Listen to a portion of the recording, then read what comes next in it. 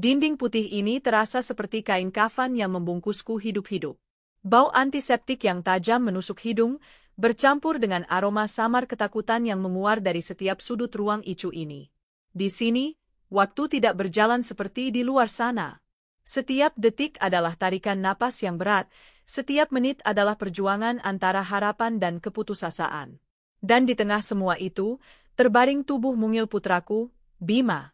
Mata kecilnya yang biasa berbinar jenaka kini terpejam rapat.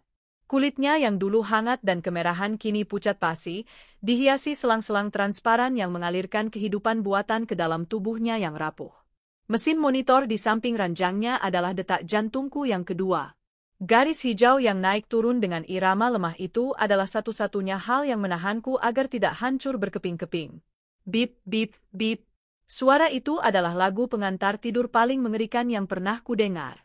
Sudah 3 hari aku di sini. 3 hari 3 malam yang terasa seperti 3 abad di neraka. Aku tidak tidur, tidak benar-benar makan. Hanya secangkir kopi hitam pekat yang menjadi teman setiaku, memaksa mataku untuk tetap terbuka, untuk terus mengawasi garis hijau itu. Aku harus kuat, untuk Bima. Putraku satu-satunya, duniaku, alasan nafasku berembus. Tanganku tak henti-hentinya menggenggam ponsel, menekan tombol panggil cepat nomor suamiku, Baskara. Panggilan ke-127. Panggilan ke-128. Hasilnya selalu sama. Suara operator wanita dengan nada datar dan tanpa emosi. The number you are calling is currently unreachable. Please try again later. Mas, angkat. Bisikku lirih. Air mata yang entah sudah keberapa kalinya jatuh, membasahi layar ponsel yang menampilkan fotonya. Foto kami bertiga, tersenyum bahagia di depan sebuah air terjun setahun yang lalu. Baskara merangkulku, sementara Bima duduk di pundaknya, tertawa lepas. Sebuah potret keluarga sempurna. Sebuah kebohongan yang indah. Dia bilang dia ada perjalanan bisnis penting ke luar kota. Proyek besar di Surabaya yang akan menentukan bonus akhir tahun kami. Aku percaya. Tentu saja aku percaya.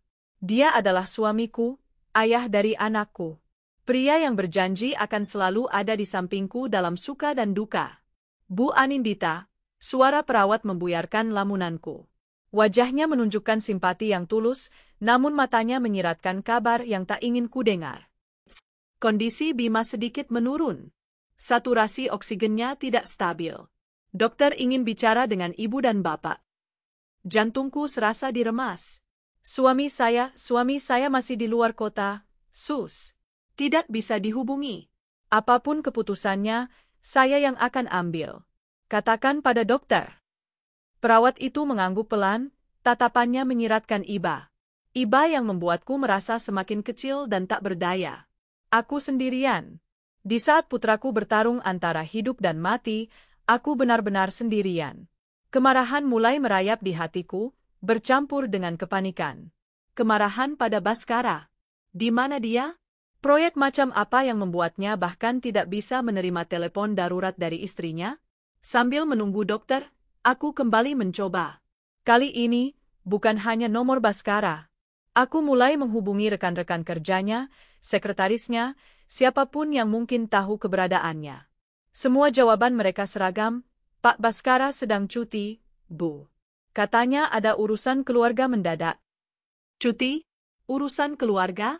Keluarga yang mana? Bukankah keluarganya ada di sini, di ruang icu yang dingin ini, sedang sekarat? Kecurigaan yang selama ini kutekan dalam-dalam kini meledak tanpa bisa dibendung. Perilaku Baskara beberapa bulan terakhir terlintas di benakku. Pulang larut malam dengan alasan lembur. Ponsel yang selalu terkunci dan dibawa bahkan ke kamar mandi. Aroma parfum wanita yang samar-samar menempel di kemejanya, yang selalu dia sanggah sebagai aroma parfum klien. Dan yang paling menyakitkan, rekening tabunganku. Itu adalah tabungan pribadiku, warisan dari almarhumah ibuku. Seharusnya uang itu tidak boleh diganggu-gugat, dana darurat untuk masa depan Bima. Tapi beberapa bulan lalu, Baskara memintaku untuk membuat rekening bersama dengan akses di tangannya, dengan alasan agar lebih mudah jika ada keperluan mendadak untuk keluarga. Aku, dengan bodohnya, setuju. Cinta membuatku buta. Dengan tangan gemetar, Aku membuka aplikasi mobile banking di ponselku. Jantungku berdebar kencang saat melihat saldo. Kosong. Bukan kosong. Tersisa beberapa ratus ribu rupiah saja. Padahal seharusnya ada lebih dari 500 juta di sana. Mataku membelalak, napasku tercekat. Aku menggulir riwayat transaksi dengan panik. Ada penarikan besar 2 minggu yang lalu. Lalu seminggu yang lalu, sebuah transfer ke biro perjalanan mewah. Dan yang terakhir, 4 hari yang lalu, tepat saat Bima dilarikan ke UGD karena demam tingginya tak kunjung turun, ada transaksi kartu kredit dalam jumlah besar di Bandara Internasional Soekarno-Hatta. Duniaku runtuh. Udara di paru-paruku seakan tersedot habis. Ini bukan perjalanan bisnis ke Surabaya. Ini sesuatu yang lain. Sesuatu yang busuk dan pengkhianatan. Dalam keputusasaan, aku teringat Ranti, sahabatku yang bekerja di sebuah perusahaan telekomunikasi. Aku meneleponnya dengan suara bergetar, menceritakan segalanya. Dengan singkat, memohon bantuannya untuk melacak lokasi terakhir nomor Baskara. Ranti, yang mengerti betapa daruratnya situasi ini, berjanji akan segera mengabariku. Sambil menunggu kabar dari Ranti, Dr. Agung datang menemuiku. Wajahnya yang biasanya tenang kini terlihat tegang. Bu Anindita, kondisi Bima kritis. Terjadi komplikasi pada paru-parunya. Kami harus melakukan tindakan medis yang sangat berisiko. Peluangnya 50-50, tapi ini satu-satunya jalan. Kami butuh persetujuan dari Ibu. Aku menatap wajah Bima yang damai namun rapuh. 50-50. Ya Tuhan, aku merasa seperti ditikam dari segala arah. Di satu sisi, putraku diambang maut. Di sisi lain, suamiku telah mengkhianatiku dengan cara paling keji. Lakukan, Dok. Kataku dengan suara serak, berusaha terdengar tegar. Lakukan apapun untuk menyelamatkan anak saya. Saya yang bertanggung jawab. Aku menandatangani surat persetujuan dengan tangan yang terasa seperti bukan milikku. Setiap goresan pena adalah doa tanpa suara, permohonan kepada kekuatan apapun di alam semesta untuk menyelamatkan Bima. Saat para perawat mulai mempersiapkan tindakan, ponselku bergetar. Pesan dari Ranti. Nit, aku sudah cek. Nomor suamimu terakhir aktif tadi pagi. Roaming internasional. Lokasinya? Istanbul, Turki. Aku membaca pesan itu berulang kali, berharap mataku salah. Istanbul, Turki, bukan Surabaya. Dunia di sekelilingku berputar. Rasa mual naik ke tenggorokanku. Jadi, ini, proyek besar, itu. Ini, urusan keluarga mendadak, itu. Dia mengambil uangku, uang untuk masa depan Bima, untuk berlibur di saat putranya sendiri sedang meregang nyawa. Amarah yang tadi hanya bara kecil kini berkobar menjadi api neraka. Tapi aku tidak punya waktu untuk marah. Bima lebih penting. Aku menyingkirkan ponselku, memfokuskan seluruh jiwa dan ragaku pada pintu ruang tindakan, berdoa dengan segenap sisa kekuatanku. Waktu berjalan lambat, menyiksa. Setiap detik terasa seperti sayatan pisau. Aku hanya bisa mondar-mandir di depan ruangan, memilin-milin jemariku hingga memutih. Bayangan Baskara tertawa di bawah langit Turki terus menghantuiku. Dengan siapa dia di sana? Pertanyaan itu muncul, membawa gelombang rasa sakit yang baru. Lalu, sebuah notifikasi muncul di ponselku. Seseorang menandai Baskara dalam sebuah foto di Instagram. Akun itu tidak dikunci. Nama akunnya, Riana Clarissa. Riana, nama yang tidak asing. Junior di kantor Baskara yang selalu menatap suamiku dengan pandangan memuja. Dengan jari yang beku, aku membuka foto itu. Pemandangan Cappadocia yang indah, dengan puluhan balon udara menghiasi langit fajar. Di tengahnya, berdiri Baskara. Dia tidak sendiri. Dia sedang memeluk seorang wanita dari belakang, mencium pipinya dengan mesra. Wanita itu adalah Riana. Mereka berdua tersenyum lebar ke arah kamera, mata mereka berbinar bahagia. Keterangan fotonya singkat namun menusuk tepat di jantungku. My slice of heaven with my one and only. Thanks for the surprise, baby. Best pacaran. Turki Cappadocia Love. Foto itu diunggah 3 jam yang lalu. Saat itu juga, aku hancur. Bukan sekadar retak, tapi luluh lantak menjadi debu. Pria yang kupercayai, ayah dari anakku, sedang menciptakan surga pribadinya dengan wanita lain, menggunakan uangku, di saat neraka sedang menelan keluarganya sendiri. Rasa sakitnya begitu luar biasa, begitu fisik, hingga aku harus berpegangan pada dinding agar tidak jatuh. Aku ingin berteriak, memaki, menghancurkan sesuatu. Tapi tidak ada suara yang keluar. Hanya isak tangis tanpa suara yang mengoyak dadaku. Mereka berlibur. Mereka tertawa. Sementara aku di sini, menghitung setiap napas putraku yang semakin melemah. Mereka menikmati matahari terbit di surga mereka, sementara aku menatap senja kehidupan putraku. Pintu ruang tindakan terbuka. Dokter Agung keluar, melepas maskernya. Wajahnya terlihat lelah dan kalah. Dia menatapku dengan tatapan yang paling kutakuti di dunia. Tatapan yang mengatakan semuanya tanpa perlu sepatah kata pun. Kami sudah berusaha semaksimal mungkin, Bu Anindita, ujarnya pelan, suaranya syarat dengan penyesalan. Tapi tubuh Bima sudah terlalu lemah untuk merespons. Putra ibu, dia tidak perlu melanjutkan. Garis hijau di monitor yang sejak tadi menjadi detak jantungku kini berubah menjadi garis lurus yang memekakkan telinga. Hehe. Sunyi. Dunia menjadi sunyi. Suara dokter, suara langkah kaki di koridor, semua lenyap. Yang tersisa hanyalah suara mesin kematian itu dan kehampaan yang menelan jiwaku. Aku berjalan lunglai memasuki ruangan. Aku melihat wajah Bima. Wajah kecilnya kini terlihat begitu damai, seolah semua rasa sakitnya telah diangkat. Aku mengulurkan tangan, menyentuh pipinya yang sudah mulai dingin. Duniaku telah berakhir. Bimaku telah pergi. Dia pergi sendirian, tanpa ayahnya di sisinya. Ayahnya terlalu sibuk berlibur. Aku memeluk tubuh mungilnya yang tak lagi bernyawa. Tidak ada lagi air mata. Kekosongan di hatiku terlalu besar untuk diisi oleh kesedihan. Yang ada hanyalah es. Es yang dingin dan tajam, membekukan setiap sel di tubuhku. Di tengah keheningan yang mematikan itu, sebuah janji lahir. Janji yang kuucapkan pada arwah putraku dan pada diriku sendiri yang hancur. Baskara mengambil segalanya dariku. Dia mengambil uangku, pernikahanku, dan pada akhirnya, nyawa putraku. Dia dan wanita jalang itu sedang tertawa di surga yang mereka bangun di atas penderitaan kami. Aku akan meruntuhkan surga itu.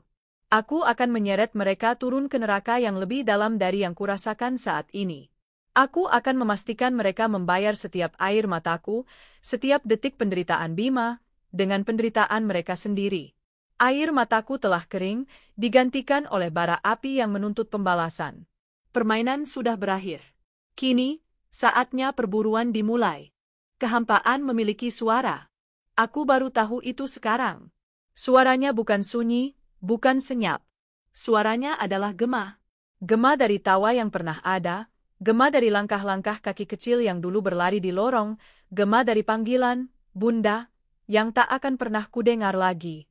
Rumah ini, yang dulu adalah istanaku yang penuh kehangatan, kini telah berubah menjadi mausoleum raksasa yang memenjarakan kenangan.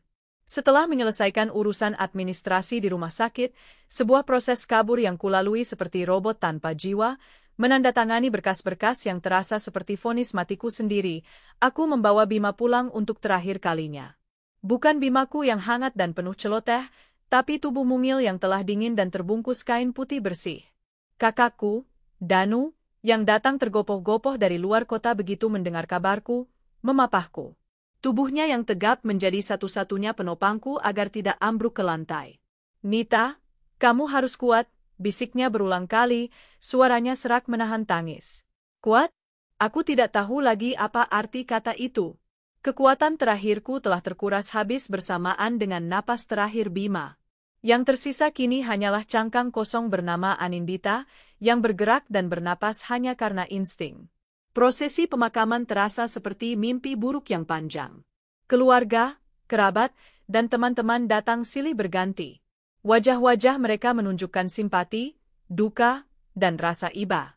Aku melihat tatapan mereka, mendengar bisikan-bisikan mereka. Kasihan Nita, sendirian. Dan pertanyaan yang tak terhindarkan, suaminya mana? Aku telah menyiapkan jawabannya. Sebuah kebohongan yang kuciptakan dengan hati yang beku. Mas Baskara sedang ada proyek di pedalaman Kalimantan, di lokasi tambang. Tidak ada sinyal sama sekali. Saya sudah coba hubungi lewat telepon satelit kantornya, tapi belum tersambung juga, jelasku dengan suara datar kepada mertuaku, Ibu Baskara, yang menangis terseduh-seduh. Wajahnya menunjukkan kekecewaan dan kebingungan, tapi dia tidak menaruh curiga. Baginya, aku adalah menantu yang tegar dan setia. Dia tidak tahu bahwa di balik ketenangan ini, ada monster yang sedang terbangun. Setiap ucapan belasungkawa terasa seperti sayatan. Setiap pelukan terasa dingin. Mereka semua berduka atas kepergian Bima. Tapi tak ada satupun dari mereka yang tahu kebenaran yang membusuk di baliknya. Bahwa putraku tidak hanya meninggal karena penyakit. Dia meninggal karena ayahnya lebih memilih surga duniawi bersama seorang pelacur daripada menemaninya di neraka pertarungan hidup dan mati. Kematian Bima bukanlah takdir semata, tapi akibat dari sebuah pengkhianatan paling hina. Saat gundukan tanah merah itu akhirnya menutupi peristirahatan terakhir putraku, aku tidak menangis. Aku berdiri tegak di bawah langit kelabu, menatap nisan kayu sederhana bertuliskan namanya. Di sanalah, di atas pusara putraku, aku mengubur Anindita yang lama. Wanita naif yang penuh cinta itu telah mati bersama Bima. Yang bangkit dari kubur itu adalah sesuatu yang lain. Sesuatu yang lebih gelap, lebih dingin, dan dipenuhi satu tujuan, menuntut balas. Setelah semua pelayat pulang, hanya tersisa aku dan Danu di rumah. Keheningan yang menyiksa kembali menyergap. Aku berjalan ke kamar Bima. Semuanya masih sama seperti saat terakhir kali kami tinggalkan dalam ketergesaan menuju rumah sakit. Mainan robot berserakan di lantai, buku gambar dengan coretan-coretan khasnya tergeletak di meja, dan di ranjangnya, selimut bergambar dinosaurus masih terlipat rapi. Aku memeluk selimut itu, menghirup dalam-dalam aroma Bima yang masih tersisa. Aroma manis seperti susu dan bedak bayi. Dan saat itulah pertahananku runtuh. Aku tidak menangis. Aku meraung. Raungan primata yang kehilangan anaknya. Raungan yang keluar dari bagian tergelap jiwa, penuh dengan rasa sakit, amarah, dan kehilangan yang tak terperikan. Danu memelukku erat, membiarkanku meluapkan segalanya. Dia tidak mengucapkan kata-kata penghiburan yang klise. Dia hanya di sana, menjadi jangkar di tengah badai yang mengamuk di dalam diriku. Aku akan membunuh mereka, Mas, desisku di sela-sela raunganku, suaraku serak dan pecah. Aku akan menghancurkan mereka berdua. Danu tidak terkejut. Dia hanya mengeratkan pelukannya. Lakukan apa yang harus kamu lakukan, Dad. Aku di belakangmu. Tapi jangan pakai emosi. Pakai otak. Hancurkan mereka dengan cara yang membuat mereka berharap mereka mati saja. Kata-kata Danu menembus kabut kesedihanku. Benar. Amarah buta hanya akan menghancurkanku. Aku butuh rencana. Aku butuh amunisi. Aku butuh perang yang dingin dan terencana. Malam itu, setelah menelan pil tidur dosis tinggi yang diberikan Danu, aku tertidur dan bermimpi.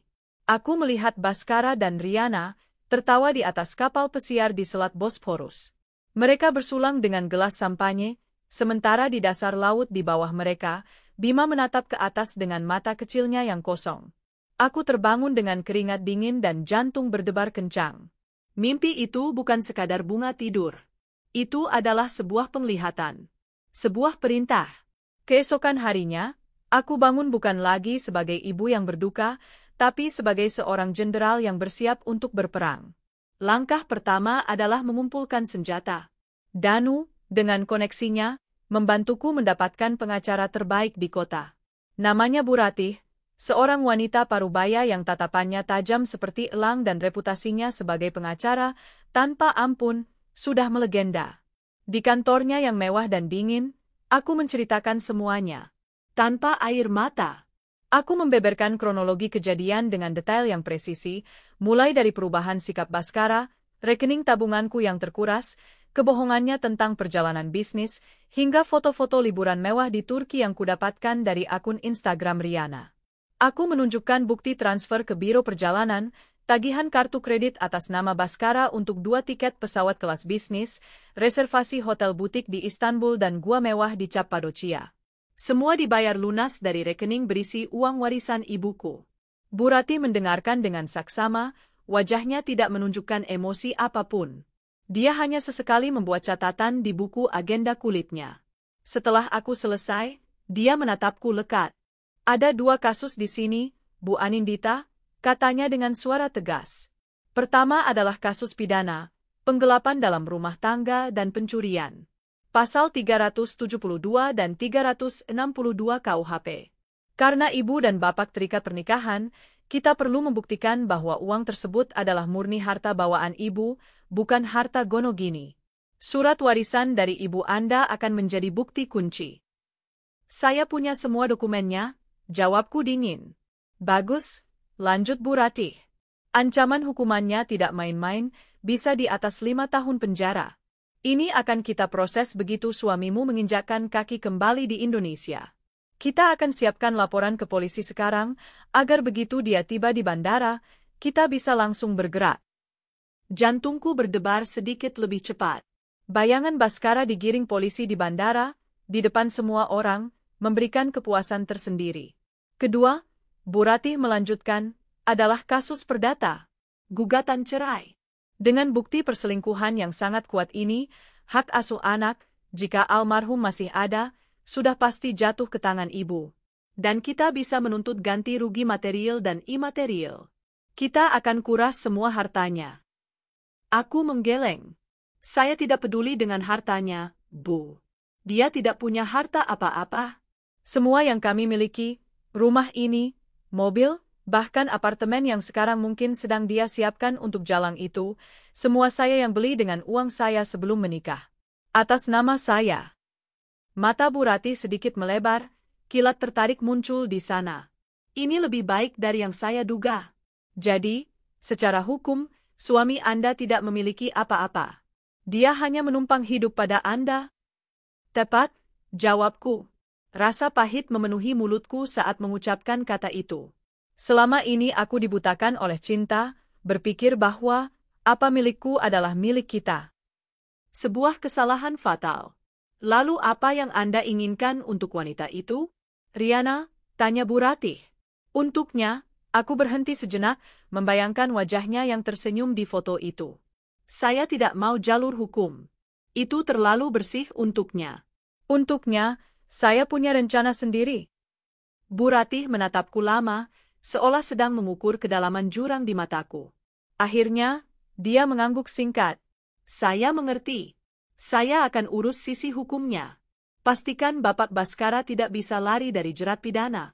Sisanya, saya serahkan pada Anda. Tapi ingat, Bu, tetaplah di dalam koridor hukum. Jangan sampai kemenangan Anda justru menjadi bumerang. Aku mengangguk. Aku tidak akan melakukan kejahatan fisik. Rencanaku lebih dari itu. Aku akan menghancurkan jiwa dan masa depannya. Setelah pertemuan dengan Bu Ratih, perangku dimulai. Aku menjadi seorang detektif di kehidupanku sendiri. Aku menyewa seorang ahli IT melalui rekomendasi Danu untuk meretas semua akun email dan media sosial Baskara. Apa yang kutemukan di sana lebih menyakitkan dari 1000 tusukan pisau. Percakapan mesra antara Baskara dan Riana sejak setahun terakhir. Rencana-rencana mereka untuk masa depan. Mereka membahas bagaimana cara agar Baskara bisa menceraikanku dan mendapatkan setengah dari hartaku. Riana, dengan liciknya, terus memanas-manasi Baskara, menyebutku sebagai sapi perah dan istri membosankan yang harus segera disingkirkan. Mereka bahkan sudah memilih cincin pertunangan secara online. Dan yang paling membuat darahku mendidih, aku menemukan email konfirmasi reservasi apartemen. Apartemen studio mewah di pusat kota. Apartemen yang kubeli sebagai investasi 2 tahun lalu, yang selama ini kosong. Aku tidak pernah memberitahu Baskara tentang apartemen itu. Lalu bagaimana dia bisa tahu dan bahkan memiliki kuncinya? Jawabannya kutemukan di laci kerja Baskara. Ada kunci duplikat dan surat kuasa palsu dengan tanda tanganku yang dipalsukan dengan sangat rapi, memberikan kuasa pada Baskara untuk mengelola apartemen tersebut. Bajingan itu telah merencanakan ini semua jauh-jauh hari. Apartemen itu adalah sarang mereka. Sarang ular. Dan aku akan membakarnya. Sambil menunggu kepulangan Baskara dan kekasihnya, aku tidak tinggal diam. Aku menyusun serpihan-serpihan hidupku yang hancur, bukan untuk membangunnya kembali, tapi untuk menjadikannya senjata. Aku mengumpulkan semua mainan Bima, pakaiannya, foto-fotonya. Setiap benda adalah pengingat rasa sakit, dan setiap rasa sakit adalah bahan bakar untuk apiku. Aku juga menghubungi beberapa teman lamaku di industri media dan humas. Aku menceritakan sebuah kisah hipotetis tentang seorang suami yang meninggalkan anak yang sekarat demi berlibur dengan selingkuhannya. Aku bertanya, seandainya cerita ini nyata dan ada bukti-buktinya, seberapa besar potensi viralnya? Jawaban mereka seragam, itu akan meledak. Publik akan membakar orang-orang seperti itu hidup-hidup.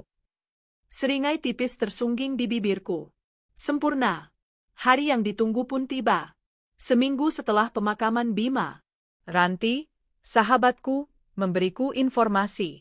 Dia punya kenalan di bagian imigrasi bandara. Baskara dan Riana ada di manifest penerbangan Turkish Airlines yang akan mendarat sore ini pukul 17. Perutku terasa melilit, campuran antara gugup, mual, dan antisipasi yang membara. Ini adalah saatnya. Tirai akan segera dibuka. Aku tidak pergi ke bandara. Aku tidak ingin melihat wajah mereka di sana. Rencanaku akan dimulai di tempat lain. Tempat yang mereka anggap sebagai surga baru mereka. Sarang mereka. Pukul 5 sore, aku sudah berada di mobilku, diparkir di seberang lobi gedung apartemen mewah milikku. Jantungku berdebar seperti genderang perang. Aku melihat sebuah taksi berhenti. Pintu terbuka, dan keluarlah mereka. Baskara. Masih terlihat tampan dan gagah dengan pakaian musim dinginnya. Wajahnya terlihat cerah dan bahagia. Di sampingnya, Riana. Bergayut manja di lengannya, tertawa centil. Mereka membawa beberapa kantong belanja dari merek-merek mewah. Oleh-oleh dari surga mereka. Rasa mual kembali menyerangku. Mereka tampak seperti pasangan paling bahagia di dunia, baru kembali dari bulan madu impian mereka. Mereka tidak tahu bahwa malaikat maut sedang mengawasi dari seberang jalan. Mereka tidak tahu bahwa surga yang mereka pijak akan segera runtuh menjadi neraka. Aku melihat mereka masuk ke lobi, menyeret koper-koper mereka. Aku menunggu sekitar 15 menit, memberikan mereka waktu untuk naik ke unit apartemen, membuka sampanye kemenangan mereka, dan merasa nyaman di sarang curian mereka. Kemudian, giliranku. Aku keluar dari mobil. Berjalan dengan langkah mantap melintasi jalan. Di tanganku, ada 2 set kunci. 1 kunci apartemen. 1 lagi kunci dari kotak Pandora yang akan menghancurkan hidup mereka. Aku memasuki lobi, menyapa satpam yang sudah mengenalku sebagai pemilik unit. Aku naik lift ke lantai 27. Setiap lantai yang kulewati, detak jantungku semakin cepat. Ini bukan lagi tentang kesedihan. Ini tentang keadilan. Keadilan versi Anindita. Keadilan untuk Bima. Aku berdiri di depan pintu unit 2708. Sarang mereka, milikku. Aku bisa mendengar suara tawa samar dari dalam. Tawa Riana. Tawa yang sama seperti di foto Cappadocia. Tawa yang akan segera kubuat lenyap dari muka bumi ini. Tanganku tidak gemetar saat aku memasukkan kunci ke lubang pintu. Aku memutarnya perlahan, tanpa suara. Pintu terbuka sedikit. Aku menarik napas dalam-dalam, mengumpulkan semua rasa sakit, semua amarah, semua kehilangan dari seminggu terakhir. Aku mengubahnya menjadi kekuatan yang dingin dan mematikan. Saatnya pertunjukan dimulai. Kunci berputar di lubang pintu dengan bunyi klik yang lembut, namun bagiku suara itu terdengar seperti guntur yang membelah langit. Pintu unit 2708 terbuka tanpa suara. Pintu menuju surga curian mereka. Pintu menuju neraka yang akan segera kuciptakan. Pemandangan di dalam membuat empedu naik ke kerongkonganku. Apartemen studio milikku, yang sengaja kusimpan dalam keadaan minimalis dan bersih, telah diubah menjadi sarang cinta yang norak. Ada kelopak mawar sintetis yang disebar di lantai, beberapa botol anggur kosong di meja kopi, dan 2 gelas yang masih berisi sisa anggur merah. Koper mereka terbuka di sudut ruangan, isinya tumpah ruah, pakaian-pakaian baru yang masih berlabel harga, kotak-kotak perhiasan, dan souvenir-souvenir khas Turki. Dan di sanalah mereka. Di sofa kulit berwarna krem yang menghadap jendela besar dengan pemandangan kota. Baskara sedang memijat kaki Riana yang disandarkan di pangkuannya. Riana sendiri terkikik manja, memegang segelas anggur, rambutnya yang panjang tergerai. Dia mengenakan gaun tidur satin berwarna merah darah yang jelas bukan miliknya, melainkan barang baru hasil belanja mereka. Mereka terlihat begitu nyaman, begitu bahagia, begitu puas dengan dunia yang mereka ciptakan di atas puing-puing duniaku. Nanti kita pajang foto kita yang dicap Paducia di dinding itu ya, sayang, celoteh Riana dengan suara manja. Biar semua orang tahu betapa romantisnya kamu. Baskara tertawa kecil. Tawa yang dulu selalu kurindukan, kini terdengar seperti suara paku yang digoreskan di papan tulis. Apapun untuk kamu, jawabnya, lalu menunduk untuk mencium kaki Riana. Aku berdiri di ambang pintu, tak terlihat oleh mereka, menjadi penonton bisu di teater kemunafikan mereka. Setiap detik aku di sana, es di hatiku semakin tebal, dan api di bawahnya semakin membara. Aku membiarkan mereka menikmati detik-detik terakhir surga palsu mereka. Lalu, aku melangkah masuk dan menutup pintu di belakangku. Bunyi klak yang keras membuat mereka berdua tersentak kaget. Seperti dalam gerakan lambat, kepala mereka menoleh ke arahku. Wajah Baskara adalah sebuah kanvas perubahan emosi yang drastis. Dari senyum santai, menjadi kebingungan, lalu berubah menjadi horor murni saat matanya mengenali siapa yang berdiri di sana. Wajahnya memucat, seputih dinding di belakangnya. Gelas anggur di tangan Riana bergetar, sementara senyum manja di wajahnya membeku dan luruh menjadi ekspresi ketakutan. Keheningan yang mencekam menyelimuti ruangan. Hanya suara pendingin udara yang berdengung lirih, menjadi musik latar untuk adegan yang akan datang. Aku berjalan perlahan ke arah mereka. Setiap langkahku terasa berat, diseret oleh beban duka dan amarah. Aku tidak berteriak. Aku tidak memaki. Aku menatap lurus ke mata Baskara, hanya ke matanya. Liburannya menyenangkan, Mas? Tanyaku. Suaraku terdengar asing di telingaku sendiri. Tenang, dingin, dan tanpa getaran sedikitpun. Baskara langsung berdiri, membuat kaki Riana jatuh ke lantai dengan kasar. Nita? Bagaimana kamu bisa di sini? Gagapnya, matanya bergerak liar antara aku dan Riana, seolah mencari jalan keluar yang tidak ada. Ini semua salah paham? Aku bisa jelaskan. Salah paham? Aku mengulang kata itu, sebuah senyum tipis yang penuh racun tersungging di bibirku. Yang mana bagian yang salah paham? Bagian kamu bilang ada proyek di Surabaya, padahal kamu terbang ke Istanbul? Atau bagian kamu memakai lebih dari 500 juta uang tabunganku untuk membiayai liburanmu dengan perempuan ini? Aku melirik Riana sekilas dengan tatapan jijik, seolah dia adalah kecoak di lantai marmerku, lalu kembali menatap Baskara. Wajah Baskara semakin pucat. Nita, tolong jangan di sini. Kita bisa bicara baik-baik di rumah. Rumah? Aku tertawa kecil, suara tawa yang kering dan mengerikan. Ini juga rumahku. Apartemen yang kubeli dengan uangku sendiri. Yang kuncinya kamu duplikasi dan surat kuasanya kamu palsukan. Benar, kan? Baskara terdiam, tak bisa berkata-kata. Skakmat, dia tahu aku tahu segalanya. Riana, yang sejak tadi hanya diam ketakutan, kini mencoba memberanikan diri. Mungkin dia pikir ini hanyalah pertengkaran istri sah dan selingkuhan biasa. Mending kamu pulang, katanya dengan suara bergetar, mencoba terdengar angkuh. Baskara sudah tidak cinta lagi sama kamu. Dia akan menceraikan kamu dan menikahiku. Aku menoleh padanya.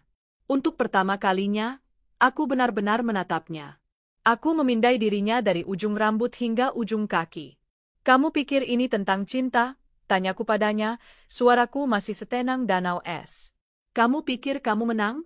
Kamu tidak memenangkan apa-apa. Kamu hanya memungut sampah yang sudah kubuang. Jaga mulutmu, pekik Riana, kini berdiri. Tidak, potongku dengan nada yang membuat mereka berdua terdiam.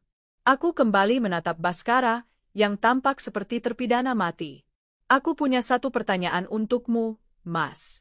Pertanyaan yang sangat penting. Aku berhenti sejenak, membiarkan ketegangan di ruangan mencapai puncaknya. Kamu tahu, Bima di mana sekarang?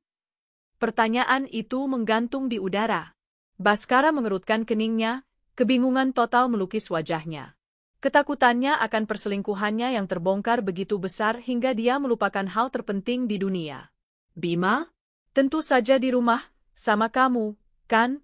Jawabnya cepat, seolah itu adalah jawaban yang benar dalam sebuah ujian. Nita, aku tahu aku salah. Aku minta maaf. Tapi jangan bawa-bawa Bima dalam masalah ini. Saat itulah bendungan di dalam diriku pecah. Bukan dengan air mata, tapi dengan amarah sedingin es. Bawa-bawa Bima, bisikku, melangkah lebih dekat hingga hanya berjarak 1 lengan darinya.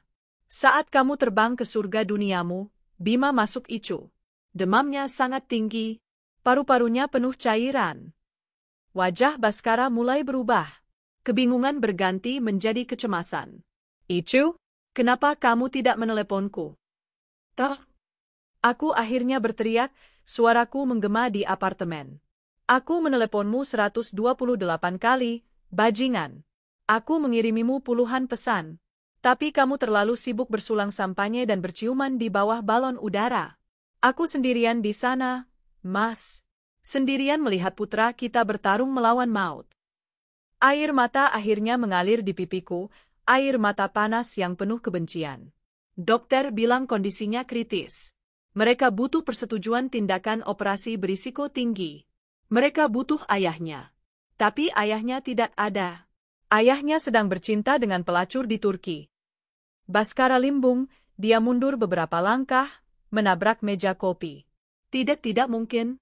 Bima, dia baik-baik saja, kan? Dia pasti selamat, kan, Nit? Tanyanya dengan suara putus asa, mencari secercah harapan. Aku menatapnya tajam, dan memberikannya vonis terakhir. Bima meninggal 6 hari yang lalu. 2 kata itu menghantamnya seperti palu godam. Tubuhnya merosot ke lantai, matanya kosong menatapku, penuh ketidakpercayaan. "Tidak, kamu bohong," bisiknya. "Kamu pasti bohong untuk menghukumku." "Aku berharap aku bohong," jawabku dengan suara serak. "Aku menguburkan putraku sendirian, Mas. Aku memeluk tubuhnya yang dingin sendirian. Di hari pemakamannya, semua orang bertanya di mana ayahnya. Dan aku harus berbohong untuk menutupi perbuatan bejatmu." Baskara meraung. Bukan raungan marah, tapi raungan hewan yang terluka parah. Dia memukul-mukul kepalanya, air mata dan ingus membasahi wajahnya. Pemandangan itu tidak menimbulkan rasa iba sedikit pun di hatiku. Hanya kepuasan dingin. Riana berdiri membeku di sudut, wajahnya pucat pasi, akhirnya menyadari skala tragedi yang melibatkannya. Setelah melihat Baskara hancur, energiku kini beralih ke target kedua. Aku berjalan cepat ke arah Riana. Matanya membelalak ketakutan saat aku mendekat. "Kamu," desisku. "Kamu ikut menikmati uang yang seharusnya bisa dipakai untuk menyewa dokter terbaik untuk anakku. Kamu tertawa di atas penderitaan anakku." Aku tidak tahu apa-apa soal anaknya," cicitnya ketakutan. "Aku tidak peduli, amuku." Saat itu, aku tidak bisa lagi menahan diri. Aku menjambak rambutnya yang panjang dan wangi dengan sekuat tenaga. Dia menjerit kesakitan. Aku menariknya, menyeretnya melewati Baskara yang masih meraung di lantai. "Ini apartemenku. Ini kotaku. Dan kamu tidak punya tempat di sini." Aku menyeretnya menuju pintu. Dia meronta-ronta, mencoba melepaskan cengkeramanku, tapi cengkeramanku adalah cengkeraman seorang ibu yang kehilangan anaknya. Cengkeraman maut. Aku membuka pintu, dan dengan satu sentakan kuat, aku melemparkannya keluar ke koridor. Aku mengambil tas tangan dan beberapa kantong belanja mahalnya yang tergeletak di dekat pintu dan melemparkannya ke tubuhnya. "Bawa barang-barang harammu ini dan jangan pernah kembali." Dia menangis terseduh-seduh di lantai koridor, terhina dan ketakutan. Beberapa penghuni apartemen membuka pintu mereka, penasaran dengan keributan itu. Biar semua orang melihatnya. Biar semua orang tahu siapa dia." Aku membanting pintu dengan keras, meninggalkan Riana dalam kehinaannya di luar. Kemudian, aku berbalik menghadap Baskara yang kini terisak tanpa suara di lantai. Dia menatapku dengan mata memohon. "Nita, maafkan aku." "Maaf?" Aku mendengus. "Simpan maafmu untuk Tuhan. Karena di dunia ini, aku yang akan menjadi nerakamu." Aku mengeluarkan ponselku dan menekan sebuah nomor. "Halo, Bu Ratih. Saya sudah di lokasi. Anda bisa datang sekarang dengan tim Anda." Baskara menatapku tidak mengerti. "Bu Ratih? Siapa?" Tepat saat itu, bel pintu berbunyi. Bukan Riana. Aku berjalan dan membukanya. Di sana berdiri Bu Ratih, pengacaraku, dengan wajah tenang dan profesional. Di belakangnya, 2 orang polisi berseragam lengkap. Wajah Baskara berubah dari hancur menjadi abu. Dia akhirnya mengerti. Ini bukan hanya pertengkaran rumah tangga. Ini adalah eksekusi. Bapak Baskara Pratama? Tanya salah satu polisi dengan suara tegas. Baskara hanya bisa mengangguk lemah. Anda kami tahan atas laporan dari Ibu Anindita Kirana dengan tuduhan penggelapan dana, pencurian, dan pemalsuan dokumen. Anda berhak diam. Semua yang Anda katakan dapat digunakan untuk melawan Anda di pengadilan. Polisi itu masuk, mengeluarkan borgol. Suara klik saat borgol itu mengunci pergelangan tangan Baskara adalah musik terindah yang pernah kudengar. Pria yang beberapa hari lalu memeluk selingkuhannya di bawah langit Turki, kini diborgol di tengah-tengah souvenir liburan mereka. Dia menatapku untuk terakhir kalinya, matanya penuh dengan keputusasaan total. Nita, kenapa? Aku menatapnya tanpa ekspresi. Dingin. Kosong. Ini untuk Bima. Aku minggir, membiarkan polisi menggiringnya keluar dari apartemenku. Aku melihatnya melewati Riana, yang masih menangis di koridor, menatap ngeri pada pemandangan itu. 2 arsitek surga curian itu kini sama-sama terlempar ke neraka mereka masing-masing. Setelah mereka semua pergi, aku menutup pintu. Aku berdiri sendirian di tengah apartemen yang berantakan, di antara kelopak mawar palsu dan sisa-sisa pesta mereka. Aku tidak merasa menang. Aku tidak merasa lega. Aku hanya merasa kosong. 1 babak telah berakhir. Tapi perangku baru saja dimulai. Pintu tertutup. Suara langkah kaki polisi yang menggiring Baskara dan isak tangis Riana di koridor perlahan-lahan memudar, ditelan oleh keheningan apartemen yang pekat. Aku berdiri mematung di tengah ruangan, dikelilingi oleh puing-puing pesta singkat mereka. Kelopak mawar palsu, gelas anggur yang ternoda, dan aroma parfum Riana yang memuakkan bercampur dengan bau ketakutan Baskara yang tertinggal di udara. Adrenalin yang tadinya menderu di pembuluh darahku kini surut, meninggalkan kekosongan yang dingin dan luas. Aku mengharapkan sebuah perasaan kemenangan, sebuah letupan kepuasan. Tapi tidak ada. Tidak ada sorak-sorai di dalam batinku. Yang ada hanyalah gema yang lebih sunyi dari sebelumnya. Baskara di penjara. Riana terhina. Tapi Bima tidak akan kembali. Kemenanganku terasa seperti abu. Hambar dan kelabu. Mataku menyapu ruangan itu. Sarang mereka. Milikku. Rasa jijik yang meluap memberiku energi baru. Aku tidak akan membiarkan satupun jejak mereka tersisa di sini. Dengan gerakan mekanis seperti robot, aku mulai bekerja. Aku mengambil sebuah kantong sampah besar dari bawah wastafel dapur. Pertama, aku menyapu semua kelopak mawar palsu itu, memasukkannya ke dalam kantong seolah sedang menyapu kotoran hewan.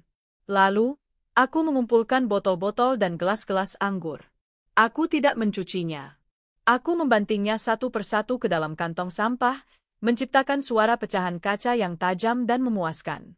Biarlah pecah, sama seperti pernikahan dan hatiku. Aku bergerak ke koper mereka yang masih terbuka. Pakaian-pakaian mahal, gaun-gaun sutra, kemeja-kemeja mewah. Semua hasil curian dari uang masa depan Bima. Tanpa ragu, aku meraup semuanya dan memasukkannya ke dalam kantong sampah lain. Aku bahkan tidak berniat menyumbangkannya. Benda-benda ini haram. Terkutuk oleh pengkhianatan. Tempatnya hanya di tumpukan sampah. Saat aku menemukan sebuah kotak beludru kecil berisi kalung dengan liontin berbentuk balon udara, hadiah Baskara untuk Riana, pastinya, aku tidak menghancurkannya. Aku menyimpannya di sakuku. Ini akan menjadi amunisi nanti. Setiap benda yang kusentuh, setiap jejak yang kuhapus, adalah sebuah ritual. Aku membersihkan bukan hanya apartemen, tapi juga jiwaku dari kontaminasi mereka. Aku menggosok sofa tempat mereka bercumbu, menyemprotkan disinfektan ke seluruh ruangan hingga bau parfum Riana lenyap digantikan bau kimia yang steril. 2 jam kemudian, apartemen itu kembali ke keadaan semula. Bersih, minimalis, dan kosong. Tidak ada lagi jejak surga curian mereka. Yang tersisa hanyalah keheningan yang memekakkan telinga dan bayanganku yang terpantul di jendela besar, menatap lampu kota yang berkelip seperti bintang-bintang yang jauh dan dingin. Malam itu, aku tidak kembali ke rumah. Aku tidur di sofa yang bersih itu, memeluk sebuah bantal, mencoba mencari kelelapan di tengah kehampaan. Keesokan paginya, perang berlanjut di medan yang berbeda, medan hukum dan sosial. Aku bertemu dengan Bu Ratih di kantornya. Wajahku pasti terlihat mengerikan, pucat dengan lingkaran hitam di bawah mata, tapi tatapanku setajam baja. Baskara ditahan di sel sementara Polres, lapor Bu Ratih tanpa basa-basi. Dia menolak bicara tanpa pengacara. Keluarganya sudah mencoba menghubungiku, memohon agar laporannya dicabut. Tentu saja saya tolak. Bagus, jawabku singkat. Saya mau dia merasakan setiap detik di dalam sel itu. Jangan berikan keringanan apapun. Tidak ada jaminan, tidak ada penangguhan penahanan. Saya sudah mengurusnya, kata Bu Ratih sambil mengangguk. Bukti kita sangat kuat. Rekening koran, surat warisan, bukti transfer, kesaksian dari pihak Biro Perjalanan, dan pengakuan dari pihak BAN mengenai pemalsuan tanda tangan pada surat kuasa. Kasus pidananya solid. Dia tidak akan bisa lari. Berapa lama? Tanyaku. Dengan semua pasal yang kita kenakan, jika hakim setuju, dia bisa dipenjara 7-10 tahun. 7-10 tahun. Waktu yang cukup lama untuk merenungi dosanya. Waktu yang tidak akan pernah cukup untuk membayar nyawa Bima. Mengenai gugatan cerai, lanjut Bu Ratih, akan kita ajukan minggu depan. Kita akan menuntut hak penuh atas semua aset atas nama Anda dan menuntut ganti rugi imaterial atas penderitaan psikis yang Anda alami. Kita akan buat dia keluar dari pernikahan ini tanpa sepeser pun uang dan dengan status sebagai mantan narapidana. Aku mengangguk setuju. Lakukan. Sekarang mengenai perempuan itu. Bu Ratih mengangkat alis. Riana? Saya ingin dia hancur, kataku dingin. Saya tidak mau menyeretnya ke pengadilan. Itu terlalu mudah. Saya mau dia kehilangan segalanya, pekerjaan, reputasi, teman, dan masa depan. Saya mau dia menjadi gelandangan di kota ini. Bu Ratih menatapku sejenak. Jalur sosial lebih kejam dari jalur hukum, Bu. Anda yakin? Saya tidak pernah seyakin ini dalam hidup saya, jawabku. Dan aku pun memulai langkah kedua dari rencanaku. Malam itu, dari sebuah warung internet di sudut kota yang remang-remang agar tidak bisa dilacak, aku membuat sebuah akun email anonim. Dari email itu, aku mengirimkan sebuah paket digital ke beberapa alamat. Direktur HRD di perusahaan tempat Riana bekerja, beberapa manajer senior di sana, dan yang terpenting, ke sebuah akun gosip Instagram besar yang terkenal suka menguliti para pelakor. Isi paket itu adalah segalanya. Foto-foto mesra Baskara dan Riana di Turki, yang kusandingkan dengan tanggal saat Bima masuk ICU dan meninggal. Screenshot percakapan mesum mereka dari email Baskara yang diretas, di mana mereka membahas rencana untuk menguras hartaku.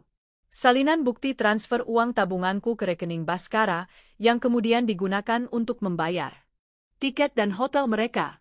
Dan sebagai puncaknya, sebuah tulisan singkat yang menceritakan kronologi kejadian dari sudut pandang seorang sahabat, Anindita, yang tidak tega melihat temannya menderita.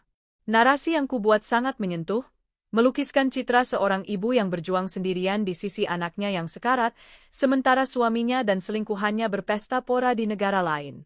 Aku menekan tombol, kirim, dan bom waktu itu pun mulai berdetak. Efeknya lebih cepat dan lebih dahsyat dari yang kubayangkan. 2 hari kemudian, Ranti meneleponku dengan suara heboh. Nit, kamu lihat Instagram? Akun gosip itu, mereka menaikkan ceritamu. Gila, viral banget. Semua orang menghujat Riana dan suamimu. Aku membuka Instagram. Benar saja. Kisah itu terpampang di halaman utama akun gosip tersebut, meskipun nama kami disamarkan. Namun, foto-foto mereka yang tidak disensor dengan sempurna dan detail cerita yang spesifik membuat netizen dengan cepat menemukan siapa Riana sebenarnya. Kolom komentar di postingan terakhir Riana, sebuah foto selfie centil di Hotel Istanbul, telah berubah menjadi medan perang digital. Ribuan caci maki, hujatan, dan sumpah serapah membanjirinya. Dia dijuluki pelakor kematian, Dan, iblis berwajah bidadari. Tak lama kemudian, berita berikutnya datang. Rihanna dipecat. Perusahaan tempatnya bekerja mengeluarkan pernyataan internal bahwa mereka tidak bisa mentolerir perilaku yang merusak citra perusahaan. Surat pemecatannya dikirimkan ke apartemen sewaannya, bersamaan dengan kotak berisi barang-barang pribadinya dari meja kantor. Tapi aku belum selesai. Aku tahu Rihanna punya lingkaran sosial yang cukup tinggi. Aku mencari tahu siapa teman-teman dekatnya. Melalui akun anonim yang sama, aku mengirimkan paket yang sama ke teman-teman sosialitanya. Aku juga mengirimkannya ke beberapa anggota keluarga Rihanna yang berhasil kutemukan di Facebook. Aku ingin mereka tahu persis manusia seperti apa yang selama ini mereka banggakan. Puncaknya adalah saat telepon dari nomor tak dikenal berdering. Itu adalah Ibu Baskara, mertuaku. Nita, apa-apaan ini? Kenapa kamu tega memenjarakan suamimu sendiri? Anakku, jeritnya di seberang telepon. Aku membiarkannya meluapkan semua amarah dan tuduhannya. Setelah dia berhenti untuk mengambil napas, aku menjawab dengan suara tenang yang mematikan. Ibu sudah mengunjungi makam cucu ibu? Tanyaku. Pertanyaan itu membuatnya terdiam. Datanglah ke rumah besok siang, Bu. Bawa juga Bapak. Ada sesuatu yang harus kalian lihat. Setelah itu, jika ibu masih berpikir putra ibu tidak bersalah, saya akan mempertimbangkan untuk mencabut tuntutan saya. Tentu saja itu kebohongan, tapi aku butuh mereka untuk datang. Keesokan siangnya, mereka datang dengan wajah marah dan sedih. Aku mempersilakan mereka duduk di ruang tamu, lalu aku meletakkan sebuah laptop di atas meja di hadapan mereka. Putra ibu bilang ini semua salah paham. Mungkin ibu benar. Jadi, silakan lihat sendiri kebenarannya.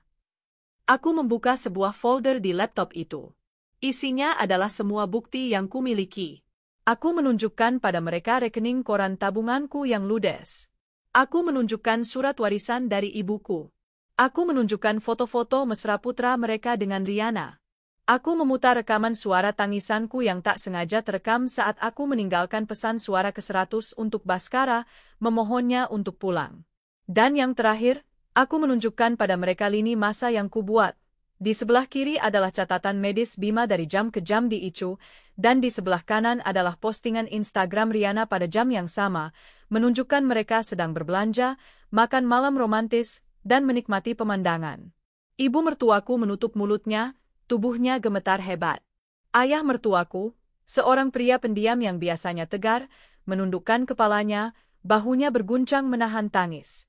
Itu putra ibu, kataku, suaraku datar.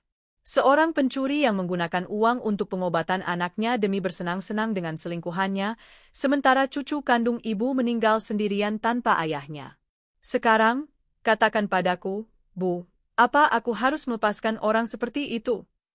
Tidak ada jawaban. Hanya isak tangis penyesalan dan rasa malu yang memenuhi ruangan. Mereka pergi dari rumahku tanpa mengucapkan sepatah kata pun lagi, membawa serta kehancuran citra putra kesayangan mereka. Aku telah memutus jembatan terakhir. Kini, Baskara benar-benar sendirian. Malam harinya, aku kembali ke apartemenku yang sunyi.